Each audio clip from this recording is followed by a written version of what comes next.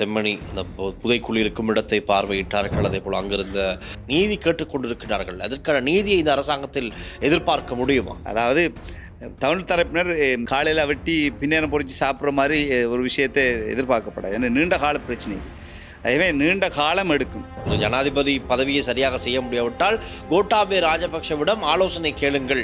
கோட்டாபே ராஜபக்சே என்பவர் இந்த நாட்டின் மக்களால் விரட்டி அடிக்கப்பட்டவர்.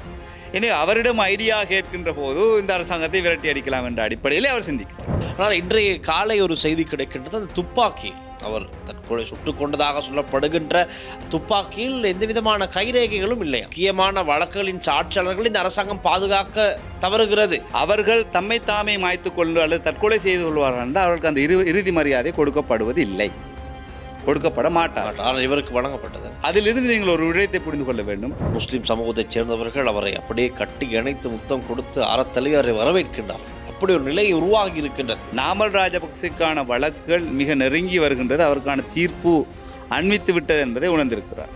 எனவே முஸ்லீம்கள் நாமல் ராஜபக்சேவுக்கு ஆதரவு வழங்குகிறார்கள் என்ற விடயத்தை தொப்பி போட்ட முஸ்லீம்களை கூட்டிக் கொண்டு வந்து காட்டுவதன் மூலம்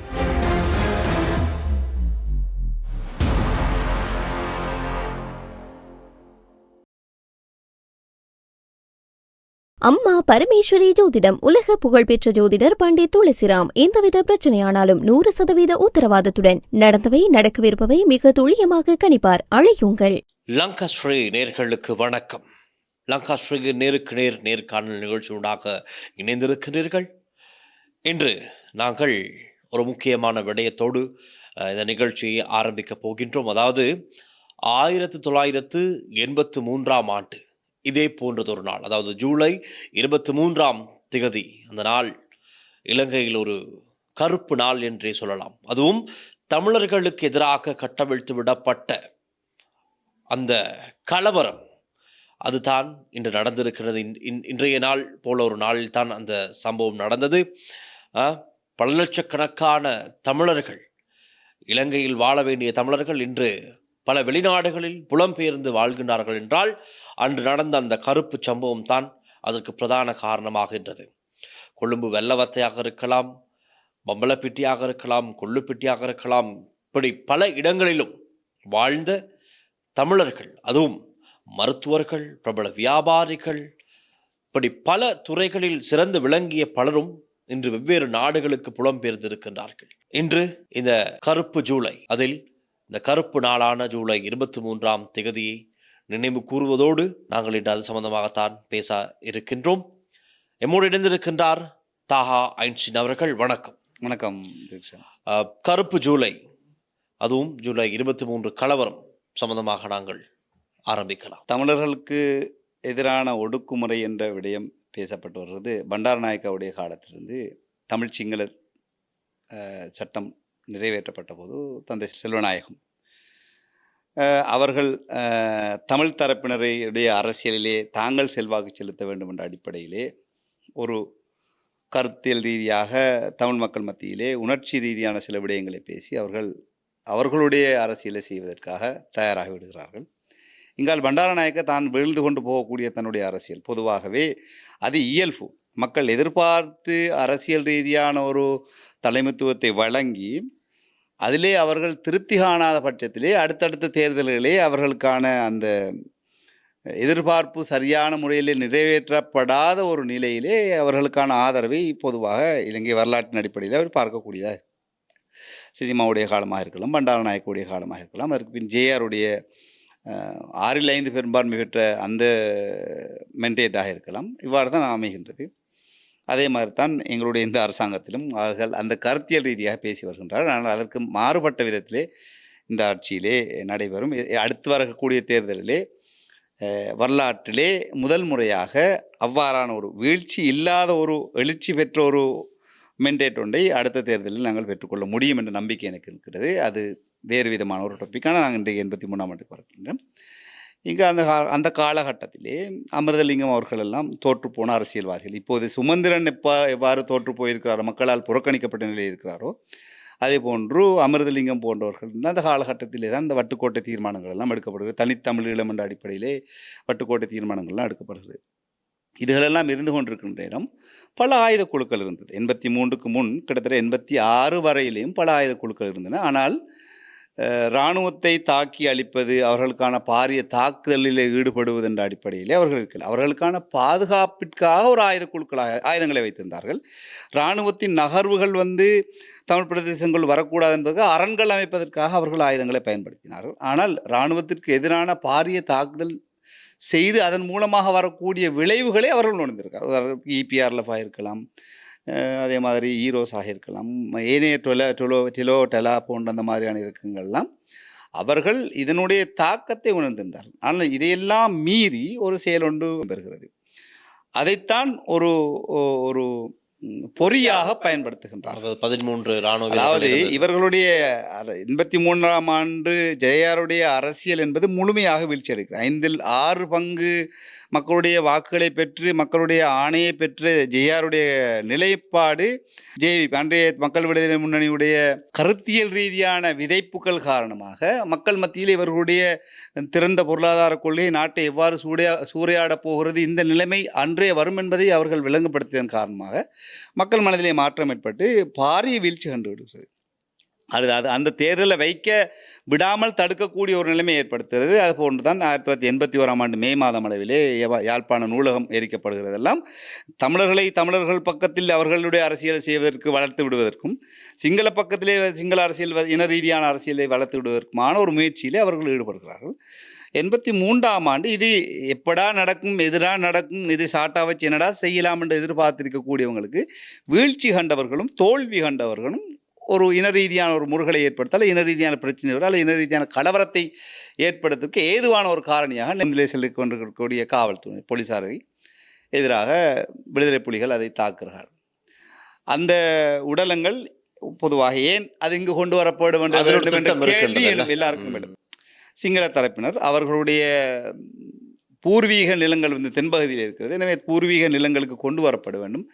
தலைமையாக இருக்கக்கூடிய இடம் கொழும்பு, எனவே கொழும்புக்கு கொண்டு வந்து அவர்களுக்கான இறுதி மரியாதைகள் வழங்கப்பட்டதன் பின் அவர்களுடைய உறவினர்களிடம் கையளிப்பதற்கான ஒரு முயற்சி என்ற அடிப்படையிலே உள்ளுக்கூறு ஒரு சதியோர் திட்டத்தோடு இவர்கள் அந்த பிணங்களை பொருள கணத்துக்கு கொண்டு வந்து அந்த பிணங்களுக்கான மரியாதைகள் செலுத்தப்பட்டதோடு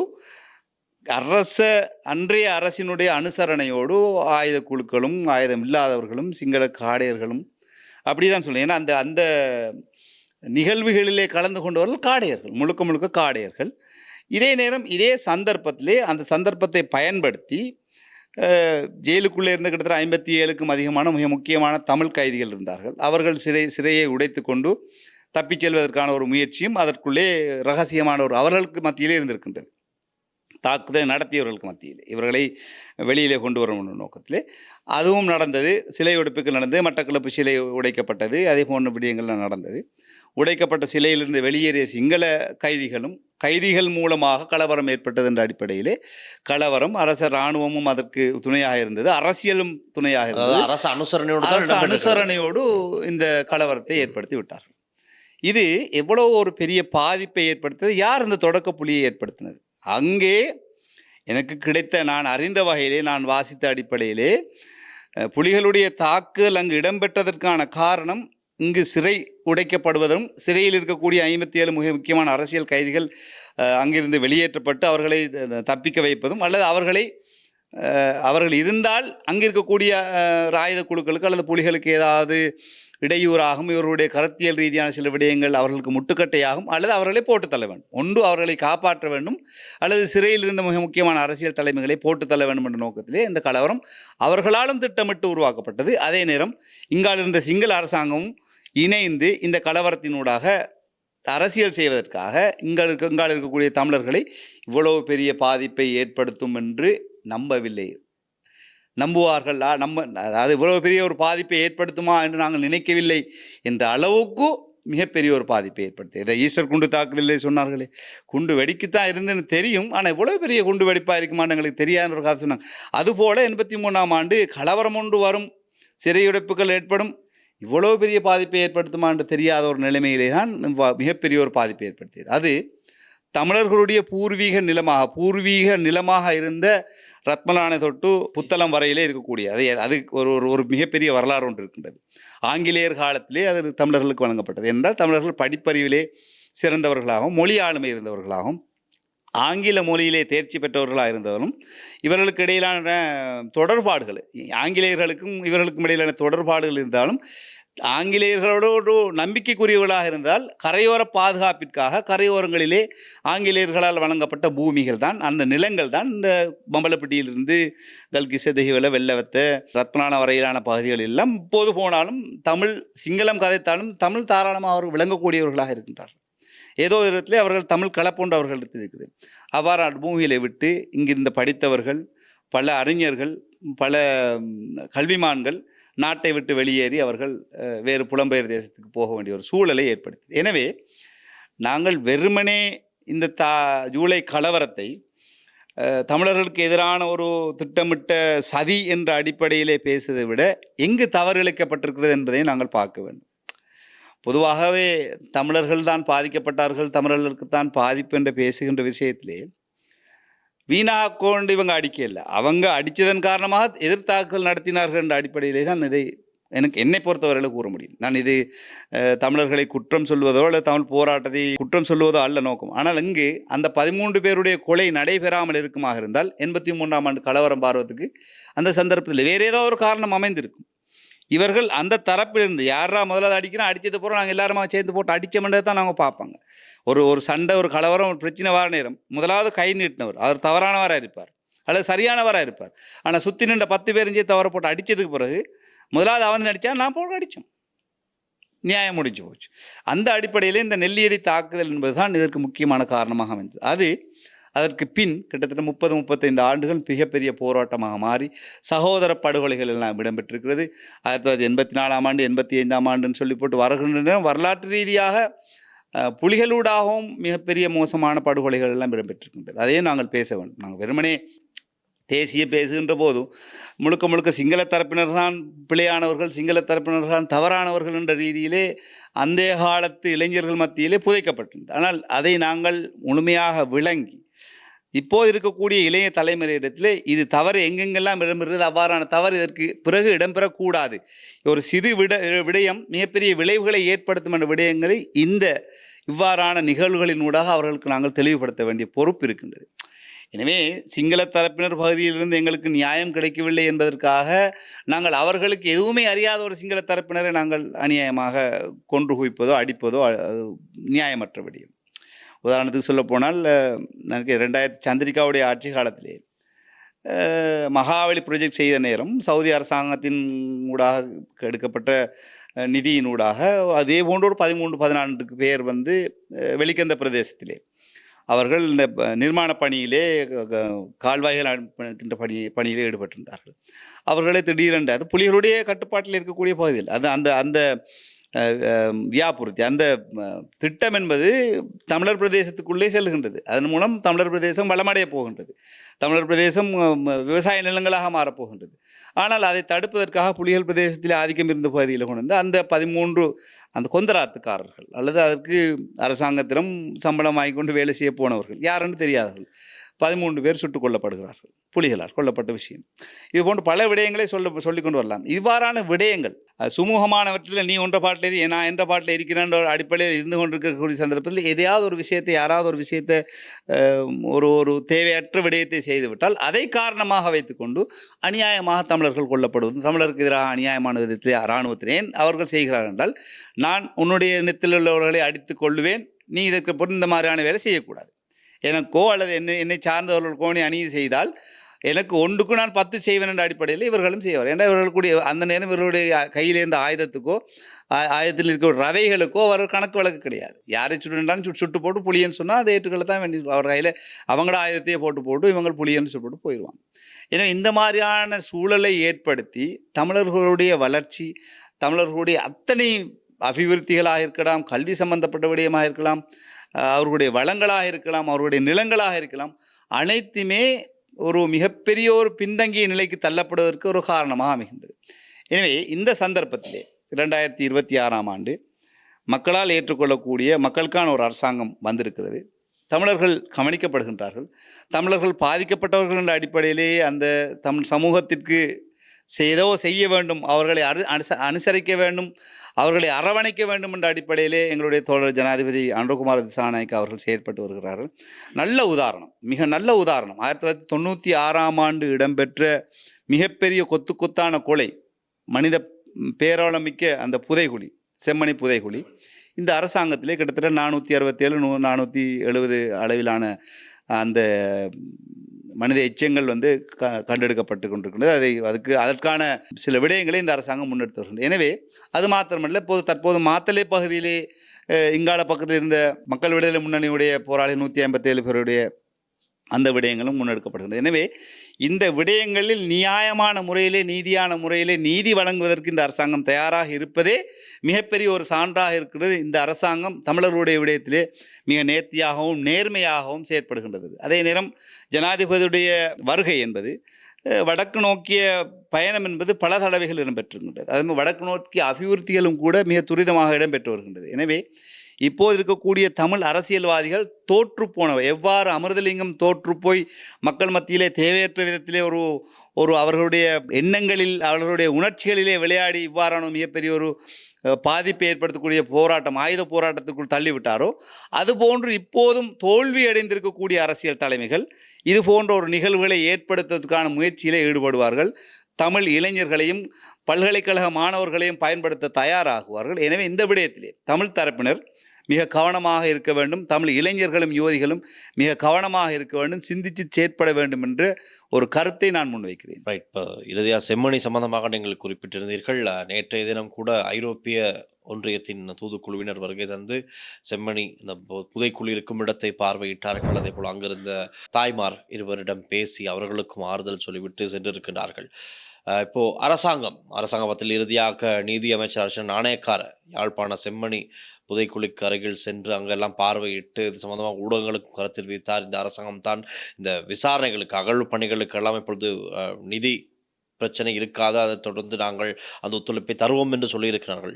ரைட், ஓகே. ஆனால் இதற்கு ஒரு தீர்வு, விசாரணை, நீதி கேட்டுக்கொண்டிருக்கிறார்கள். அதற்கான நீதியை இந்த அரசாங்கத்தில் எதிர்பார்க்க முடியுமா? இந்த செம்மணி விடயத்திலே உள்ளக விசாரணை ஒன்று வருகின்ற போது உள்ளக விசாரணை என்பதை நம்பலாம். இந்த அரசாங்கத்திலே அதை தமிழ் தரப்பினர் நம்பலாம்.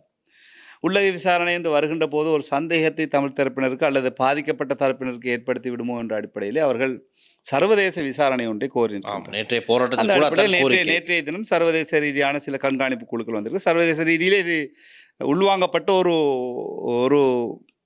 படுகொலையாகவே தான் பார்க்கப்படுகிறது, அல்லது ஒரு மனித புதைகுழியாக அது பார்க்கப்படுகிறது. சர்வதேசம் இதை உற்று நோக்கி அவதானித்து வருகின்றது, எவ்வாறு இந்த அரசாங்கம் இடம்பெறுகின்றது என்ற அடிப்படையிலே. எனவே தமிழ் தரப்பினருக்கான முழுமையான அகழ்வு பணிகள் நிறைவடைந்ததன் பின் அதன் அகழ்வு பணி முழுமையாக நிறுத்தப்படுகின்ற சந்தர்ப்பத்திலே இன்னும் அதற்கான அடையாளங்கள் காணப்படவில்லை. யாருடைய எந்த சந்தர்ப்பத்திலே எந்த காலப்பகுதியிலே இடம்பெற்றது என்பது இன்னும் அறியப்படாத சூழலில் இருக்கின்றது. ஆனால் பொதுவாகவே ஏற்கனவே வாக்குமூலம் அளித்த அந்த ராஜபக்ச என்ற ஒரு இராணுவ வீரனின் ஊடாக அளிக்கப்பட்ட வாக்குமூலத்தின் அடிப்படையிலே கிட்டத்தட்ட 650க்கும் அதிகமான சடலங்கள் அங்கு புதைக்கப்பட்டது என்பது வாக்குமூலம் அளிக்கப்பட்டது. எனவே 650க்கும் அதிகமானதும் சில நேரம் அங்கு இருக்கப்படலாம். அவர் அறிந்த விடயத்தை தான் அவர் தெரிவித்திருக்கிறார்.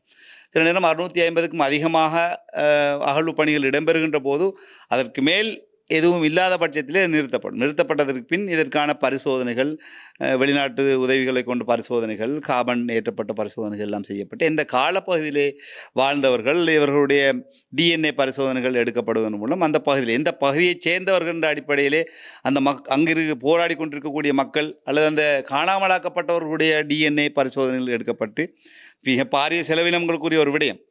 காணாமலாக்கப்பட்டார்கள் என்ற அடிப்படையிலே 1998 அல்லது 2000க்கு முன் காணாமலாக்கப்பட்டார்கள் என்ற அடிப்படையில் இருக்கக்கூடியவர்கள் DNA பரிசோதனையோடு இவர்கள் ஒத்து வருகிறார்கள் என்ற அடிப்படையிலே பரிசோதனைகள் இடம்பெற்றதன் அடிப்படையிலே அவர்களுக்கான இறந்தவர்களுக்கான சான்றிதழ்கள் வழங்கப்படும். அதற்கு பின் நீதி விசாரணையின் அடிப்படையிலே யாரால் இது இழைக்கப்பட்டதோ அவர்களுக்கான தண்டனைகள் வழங்குவதற்கான நடவடிக்கையும் இந்த அரசாங்கத்தில் ஏற்படுத்தும். அதாவது தமிழ் தரப்பினர் காலையில் வெட்டி பின்னேரம் பொறிச்சு சாப்பிட்ற மாதிரி ஒரு விஷயத்தை எதிர்பார்க்கப்படாது. ஏன்னா நீண்ட கால பிரச்சனை இது. அதுவே நீண்ட காலம் எடுக்கும். இந்த நீண்ட காலம் எடுக்கின்றதுக்குரிய பொறுமை தமிழ் தரப்பினரிடம் இருக்க வேண்டும். அரசாங்கத்திற்கு இடையூறு அளிக்கின்ற விதத்திலே தமிழ் தரப்பினர்களை அல்லது தமிழர்களை குழப்பி விடுகின்ற அரசியல்வாதிகளுடைய பேச்சுக்களை கேட்டுக்கொண்டு வந்து இந்த விசாரணையின் போது தேவையற்ற விதத்திலே அவர்களுடைய செயற்பாடுகளை ஏற்படுத்தாமல் காலதாமதம் ஏற்பட்டாலும் நீதி விசாரணை சரியாக இடம்பெறும் என்ற அடிப்படையில் நம்பிக்கை கொண்டு இந்த அரசாங்கத்தின் நடவடிக்கைகளுக்கு ஒத்தாசை வழங்க வேண்டும் இந்த பாதிக்கப்பட்ட தரப்பினர், அதாவது காணாமலாக்கப்பட்ட தரப்பினருக்கான விடயத்தை. இது காணாமலாக்கப்பட்ட விடயத்தை ஆரம்பித்ததே மக்கள் விடுதலை முன்னணி தான். 1971ஆம் ஆண்டிலிருந்து மக்கள் விடுதலை முன்னணியுடைய பல போராளிகள் பாதிக்கப்பட்டார்கள். அவர்கள் தான் இந்த காணாமலாக்கப்பட்ட ஒரு விடயத்தையே உருவாக்கி பின் தமிழ் தரப்பினரையும் இணைத்து கொண்டு செயற்பட்டார்கள். இப்போது அதை கையில் எடுத்துக்கொண்டு தமிழ் அரசியல்வாதிகளும் தமிழ் தரப்பினரும் தங்களுடைய அரசியல் தேவைக்காக அவர்களை பயன்படுத்தி கொண்டு வருகின்றார்கள். ஆனால் இந்த காணாமலாக்கப்பட்ட விடயத்தில் நிச்சயமாக நீதி விசாரணை இடம்பெறும், அவர்களுக்கான நீதி வழங்கப்படும் என்பது உறுதியான நம்பிக்கை கொள்ள வேண்டும். ஏனென்றால் பாதிக்கப்பட்டவர்கள் மக்கள் விடுதலை முன்னணி எங்களுடைய கட்சியை சார்ந்தவர்களும் இதிலே பலர் ஏராளமாக பாதிக்கப்பட்டார். கிட்டத்தட்ட 60,000 பேர் கொல்லப்பட்டார்கள், 70,000 பேர் கொல்லப்பட்டார்கள் என்றதுக்கு அவருடைய உடலங்கள் எதுவும் கையகப்படுத்தப்படவில்லை. எரித்து கொல்லப்பட்டார்கள், கடலிலே வீசப்பட்டார்கள், ஆற்றிலே வீசப்பட்டார்கள், சிலர் புதைக்கப்பட்டார்கள். அவ்வாறு புதைக்கப்பட்ட புதைகுழி தான் மாத்தளையிலே இப்போது 157 அந்த வைத்தியசாலைக்கான நிர்மாண பணியின் போது இடம்பெற்று இது பல இடங்களில் விசாரணைகளின் போது முன்வர இருக்கின்றது. எனவே அந்த 650 பேருக்கு அப்பால் 60,000 பேருடைய புதைகுழிகளை தேட வேண்டிய பொறுப்பு எங்களுடைய கட்சிக்கு இருக்கின்றது. எனவே நீண்ட காலத்தின் அடிப்படையில் இதற்கான நீதி விசாரணை இடம்பெறும், அதற்கான நியாயங்களும் நீதிகளும் பெற்றுக் கொடுக்கப்படும். எனவே தமிழ் தரப்பினர் இதை நம்ப வேண்டும் என்ற மிக தாழ்மையான கோரிக்கையை நான் இந்த சந்தர்ப்பத்திலே வைக்கிறேன். அடுத்தது விஷயம்தான் என்னென்றால் சாகர காரியவசம் ஸ்ரீலங்கா பொதுஜன பெரமுன கட்சியில் அவர் அனுரகுமார திசாநாயக்க ஜனாதிபதிக்கு ஒரு விடயத்தை குறிப்பிட்டு இருக்கின்றார். உங்களுக்கு இந்த நாட்டை ஆட்சி செய்ய முடியாவிட்டால், உங்களுக்கு ஜனாதிபதி பதவியை சரியாக செய்ய முடியாவிட்டால் கோட்டாபே ராஜபக்ஷவிடம் ஆலோசனை கேளுங்கள், ஐடியா கேளுங்கள் என்பதை போல ஒரு கருத்தை சொல்லி இருக்கின்றார். நீங்கள் என்ன நினைக்கிறீர்கள்? பொதுவாகவே எதிர்கட்சியினர், தற்போது இருக்கக்கூடிய எதிர்கட்சியினர் இந்த அரசாங்கத்தை கலைக்க வேண்டும், அவர்களால் முடியாத ஒரு விடயம். 60 பேர் இருக்கிறாங்க, அவங்களுக்குள்ளே 10 பிரிவு இருக்குது. ஊழல்வாதிகள் ஒரு பிரிவு இருக்கிறாங்க, இனவாதிகள் ஒரு பிரிவு இருக்கிறாங்க. எல்லாருமா சேருங்கண்டு ஜெயசிறி கூப்பிடுறாரு.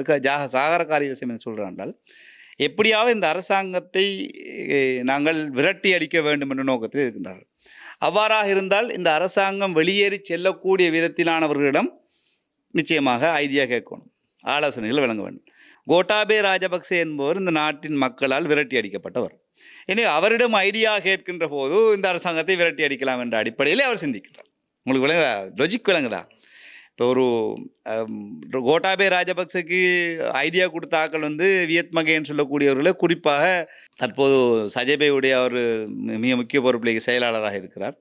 அண்மையிலே திலித் ஜெயவீர் தான் சென்ஸ் ஒன்று எடுத்தாங்க. அதில் திலித் ஜெயவீருடைய தான் மிகப்பெரிய வரவேற்பு இருக்குது, அனுரைக்கு இல்லை என்ற அடிப்படையிலே அனுரையுடைய அந்த சென்ஸை வெளியில் விட்டாங்க. 75% மக்களுடைய ஆதரவு இருக்கின்ற அடிப்படையில் சன்ன ஜெயசுமனே இவர்கள் போன்றவர்களுடைய ஐடியாவை கேட்டுத்தான் கோட்டாபே ராஜபக்ச செயற்பட்டார். அதன் அடிப்படையிலே விரட்டி அடிக்கப்பட்டார்.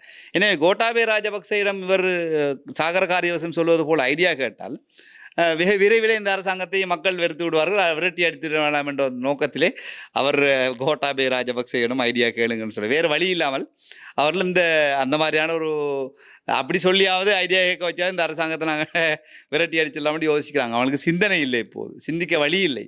அவர்கள் தூக்கம் இழந்து தெரிகின்றார்கள். ஊழலிலே ஈடுபடுகின்ற விசாரணை இடம்பெறுகிறது, விசாரணைகள் துரிதப்படுத்தப்படுகின்றது. இருக்கின்ற நீதியரசர்கள் நீதிபதிகள் அவர்களை வைத்துக்கொண்டு இதற்கான தீர்ப்புகள் வழங்கப்பட போகின்றது என்றால் அவர்களுடைய காலம், நீதிபதிகளுடைய காலம் வெறுமனே 1 வருட காலங்கள் தான் நீடிக்கப்பட போகின்றன. அந்த 1 வருட காலத்திற்குள் இவ்வாறானவர்களுக்கான தீர்ப்புகள் கிடைக்கப் போகின்றது என்ற அடிப்படையில் களபலை ஆகிக்கிறாங்க. எனவே இதைகளை தடுப்பதற்கு இந்த அரசாங்கத்தை குழப்புவதற்கான முயற்சியில் அவர் ஈடுபட்டு வருகின்றார்கள். சில சந்தர்ப்பத்திலே பாரிய வேறு ஈஸ்டர் குண்டு தாக்கல் போன்ற ஏதாவது வேலையில் செய்வதற்கும் இவர்கள் முற்படுவார்கள். அவற்றையெல்லாம் சமாளித்து கொண்டு அவற்றையெல்லாம் அவதானித்து கொண்டு இந்த அரசாங்கம் முன் செல்கின்றது. நிச்சயமாக இன்னொரு வருட காலத்திற்குள் இந்த ஊழலில் சம்பந்தப்பட்டவர்கள், இந்த நாட்டை குட்டிச்சேவராக்கியவர்கள், கடந்த கால அரசியல்வாதிகள் தண்டிக்கப்படுவார்கள். அதற்கான முழு முஸ்திகளும் துரிதப்படுத்தப்பட்டு விடப்பட்டிருக்கின்றது இந்த அரசாங்கத்தின் கீழ். எனவே கோட்டாபே ராஜபக்சே ஐடியா கேட்டு போக வேண்டிய அவசியம் எங்களுக்கு இல்லை. நாங்களும் சிந்தனையாளர்கள், எங்கள்கிட்டையும் ஐடியா கொடுக்கறதுக்கு நிறைய பேர் இருக்கிறாங்க. ரைட். அதோடு இன்னும் ஒரு விடயம் இருக்கின்றது. சிறி விக்ரமரத்ன, இலங்கையின் 35வது போலீஸ் அதிபர், அவர் மர்மமான முறையில் உயிரிழந்திருக்கின்றார். இன்னமும் அந்த மரணத்திற்கான காரணம் என்னவென்று 100% உறுதிப்படுத்தி இன்னும் சொல்லப்படவில்லை. ஆனால் இன்றைய காலை ஒரு செய்தி கிடைக்கின்றது. அந்த துப்பாக்கியில் அவர் தற்கொலை சுட்டுக் கொண்டதாக சொல்லப்படுகின்ற துப்பாக்கியில் எந்த விதமான கைரேகைகளும் இல்லையாம். அது எல்லாமே அழிந்து விட்டதாம். இப்போ இது சற்று இன்னும் மர்மத்தை அதிகரித்திருக்கின்றது. சந்தேகங்கள், கேள்விகள் அதிகரித்திருக்கின்றது. நீங்க எப்படி பார்க்குறீங்க இந்த விஷயத்தை? இந்த அதாவது அரசாங்கத்துக்கு ஒரு குற்றச்சாட்டு இருக்கு. முக்கியமான வழக்குகளின் சாட்சியாளர்கள் இந்த அரசாங்கம் பாதுகாக்க தவறுகிறது. அல்லது இப்ப ராஜபக்ஷக்களுடைய இந்த கோலியாக்கள் இருக்காங்க தானே சோசியல் மீடியாவில், அவங்க சொல்றது என்னன்னு சொன்னா, இது செய்யறது இந்த அரசாங்கம் தான், ஜேவிபி தான் மறைமுகமாக இவங்களெல்லாம் கொண்டு போடுது அப்படிங்கிற ஒரு குற்றச்சாட்டை முன்வைக்கிறாங்க. உலகளாவிய நடைமுறை இது போர் மரபியல் ரீதியான போர் விடயங்களில் பார்க்கின்ற போது ஆரம்ப காலத்தில் நான் அந்த விடயத்தை சொல்லி வருகிறேன். உங்களுக்கு பார்க்க முடியும், சிலைகள் வைக்கின்ற சந்தர்ப்பத்திலே குதிரையின் 2 கால்களும் தூக்கிய நிலையிலே போர் வீரர் வாளோடு இருப்பார். ஒரு கால் தூக்கிய நிலையிலே போர் வீரர் காலில் நிற்பார். குதிரை சும்மா இருக்கின்ற நிலையிலே போர் வீரர் வாளோடு இருப்பார். இவற்றிற்கு ஒரு அர்த்தம் இருக்கின்றது. 2 கால்களையும் தூக்கி கொண்டு ஒரு போர் வீரர் வாளோடு நிற்பாராக இருந்தால் அவர் ஒரு போரிலே சமரிலே இறந்தவர் என்பதால் அதில் அர்த்தம். ஒரு காலிலே இருக்கின்றது என்றால் அவர் போரிலே காயப்பட்டு பின் இறந்தார் என்றது அர்த்தம். குதிரை 4 கால்களையும் கீழே வைத்து கொண்டிருக்குமாக இருந்தால் அந்த குதிரையில் அந்த போர் வீரரோ அல்லது அதில் போராளியோ அல்லது அந்த படை தளபதியோ எந்த போருக்கும் செல்லாமல் அல்லது நோய்வாய்ப்பட்ட நிலையில் ஒரு இயற்கையான ஒரு மரணத்தை மேற்கொண்டார் என்ற அடிப்படையிலே அது மரபியல் ரீதியாக வரக்கூடிய விடயம். அதே நேரம் போலீசாருக்கு இறுதி மரியாதை வழங்குவதென்பது, காவல்துறையினருக்கு இறுதி மரியாதை வழங்குவதென்பது, அவர்கள் தம்மை தாமே மாய்த்து கொண்டு அல்லது தற்கொலை செய்து கொள்வார்கள் என்றால் அவர்களுக்கு அந்த இறுதி மரியாதை கொடுக்கப்படுவது இல்லை, கொடுக்கப்பட மாட்டார். ஆனால் இவருக்கு வழங்கப்பட்டது. அதிலிருந்து நீங்கள் ஒரு விடயத்தை புரிந்து கொள்ள வேண்டும். இவர் தற்கொலை செய்யவில்லை என்பதை அரசாங்கமும் காவல்துறையினரும் உணர்ந்திருக்கின்றார்கள். எனவே இவர் கொலை செய்யப்பட்டார் என்பதுக்கான ஒரு மிக முக்கியமான ஒரு விடயம்தான் அவருக்கு இறுதி மரியாதை வழங்கப்பட்டது. காவல்துறையினுடைய இறுதி மரியாதை வழங்கப்பட்டது என்பது இவருடைய கொலையிலே அல்லது தற்கொலையிலே சந்தேகம் இருக்கிறது என்பதை உணர்த்துகின்ற ஒரு விடயம்தான் இவருக்கான இறுதி மரியாதையாக பார்க்கப்படக்கூடியிருக்கிறது. எனவே இது சம்பந்தமான விடயங்கள் தற்போது துரிதப்படுத்தப்பட்டு அதற்கான விசாரணைகள் இடம்பெற்று வருகின்றது. அதற்கான ஒரு சான்றாக இன்றைய தினம் அவர் தன்னைத்தானே சுட்டுக்கொண்ட அந்த கைத்துப்பாக்கியிலே எந்த விதமான கைரேகைகளும் இருக்கவில்லை என்ற ஒரு விடயம் இருக்கின்றது. எனவே அதற்கு அடுத்ததாக அந்த இடத்திலே சம்பவத்திலே சாட்சி பகிர்ந்த அவர் காவலராக இருந்தவர் விசாரிக்கப்படுவார். அவருடைய தொலைபேசிகள் பரிசோதிக்கப்படும். எனவே அந்த அடிப்படையிலே மிக விரைவிலே இந்த குற்றச்செயலின் பின்னால் அல்லது இந்த மரணத்தின் பின்னால் என்ன நடந்திருக்கிறது என்பதை அறிந்து கொள்ள முடியும். ஏனென்றால் இதற்கு முன்னே ஒரு மரணம் சாட்சியம் அளிக்கப்பட்ட விடயம்தான் யாபஸ் கனதனோடு இருக்கக்கூடிய அவருடைய விடயத்திலே இதுவரைக்கும் முடிவுகள் இல்லாத நிலை இருக்கின்றது. ஆனால் அதைவிட மிக வேகமாக சான்றுகளாக இருக்கக்கூடிய ஒரு சாட்சி ஒருத்தர் இருக்கிறார். அந்த இடத்திலே இவர்தான் நான் துப்பாக்கியை கொடுக்க முடியாது, தன்னுடைய துப்பாக்கியை யார் கேட்டால் மிகப்பெரிய உயர் அதிகாரி இருந்தாலும் கொடுக்க முடியாது, ஆனால் இவர் கொடுத்து விட்டு சென்றிருக்கிறார். மெகசினையும் கொடுத்தேன்னு சொல்லுகின்றார், துப்பாக்கி ரவைகளையும் கொடுத்தேன்னு சொல்லியிருக்கின்றார். சுட்டு தண்ணி எடுக்க போனேன், அந்த சந்தர்ப்பத்தில் இவ்வாறு நடந்தது. இவர் தண்ணி எடுக்க போயிட்டு வாரத்துக்குள்ளுக்கு அவர் திரும்ப மெகசினை போட்டு ரீலோட் பண்ணி அவருக்கு தன்னைத்தானே சுட்டுக்கொள்ளக்கூடிய அளவு இருக்குமா என்றால் இவர் இதற்கு முன் வைத்தியசாலை கண்ணை பரிசோதிப்பதற்கு செல்வதற்கான அப்பாயின்மெண்ட் போட்டிருக்கிறார். உடற்பயிற்சி செல்வதற்கான உடற்பயிற்சி செல்வதற்கான மனோநிலையிலே இருக்கக்கூடியவர் தன்னைத்தானே மாய்த்து கொள்ளக்கூடிய அளவுக்கு செல்வாரா என்பது ஒரு சந்தேகத்துக்குரிய விடயம். எனவே இந்த விடயங்கள் இவர் தற்கொலை செய்யவில்லை என்பதற்கான ஒரு மிகப்பெரிய ஆதாரமாக நான் இந்த விடயத்தை குறிப்பிடுகிறேன். இவருக்கான இறுதி மரியாதை என்பது இவர் தற்கொலை செய்யவில்லை, கொலை செய்யப்பட்டிருக்கிறார் என்பதற்கான ஒரு மிகப்பெரிய ஒரு சான்றாக இதில் குறிப்பிடுறேன். ரைட். அந்த விடயத்தோடு இறுதியாக இன்னும் ஒரு விடயத்தை நாங்கள் பேச வேண்டும். நாமல் ராஜபக்ஷ இப்போ அவர் நிறைய மக்கள் சந்திப்புகளை நடத்தி கொண்டிருக்கின்றார். நான் கூட பார்த்தேன், புத்தளத்திற்கு சென்ற போது அங்கு இருக்கின்ற இஸ்லாம் சமூகத்தைச் சேர்ந்தவர்கள், முஸ்லீம் சமூகத்தைச் சேர்ந்தவர்கள் அவரை அப்படியே கட்டி இணைத்து முத்தம் கொடுத்து அறத்தலைவரை வரவேற்கின்றார்கள். அப்படி ஒரு நிலை உருவாகி இருக்கின்றது. ஆகவே இதை எப்படி இவருக்கு சாத்தியமானது? இப்போ பாருங்கள், ராஜபக்ஷர்களுக்கு எதிராக பலரும் பலவிதமாக பேசுகிறார்கள். ஜனாசா இறப்பு விடயமாக இருக்கலாம், இப்படி பல விடயங்கள் இருக்கின்றது. முஸ்லிம்களுக்கு எதிரான கலவரங்கள், இவர்களுக்கு எதிரான தடைகள், இப்படி பல விஷயங்கள் இருக்கின்றது. ஆனாலும் இவருக்கு ஒரு வரவேற்பு இருக்கின்றது, இவர் உருவாக்கி கொண்டு செல்கின்றார். இதை எப்படி பார்க்கிறீர்கள்? இப்போ இந்த அரசாங்கம் இதையெல்லாம் செய்யவிட்டு வேடிக்கை பார்க்கின்றதா, அல்லது இவரை ஏதோ ஒரு விதத்தில் ஆதரவு கொடுக்கின்றதா? என்ன நடக்கின்றது? இல்லை, ஜனநாயக ரீதியான அரசியலுக்குள்ளே யாரும் யாரையும் ஆதரிக்கலாம். அதை நாங்கள் வரவேற்க வேண்டும். நாமல் ராஜபக்சேவுடைய விடயத்திலே நாமல் ராஜபக்ச குறிப்பாக முஸ்லீம் பிரதேசங்களை மையப்படுத்தி அவருடைய சில விடயங்களை முன்னெடுத்து வருகிறார். கடந்த காலங்களிலே கிழக்கு மாகாணத்தில் ஒரு சில முஸ்லீம் பிரதேசங்களுக்கு சென்றார். அதே போன்று மல்வான பிரதேசத்துக்கு சென்றார்.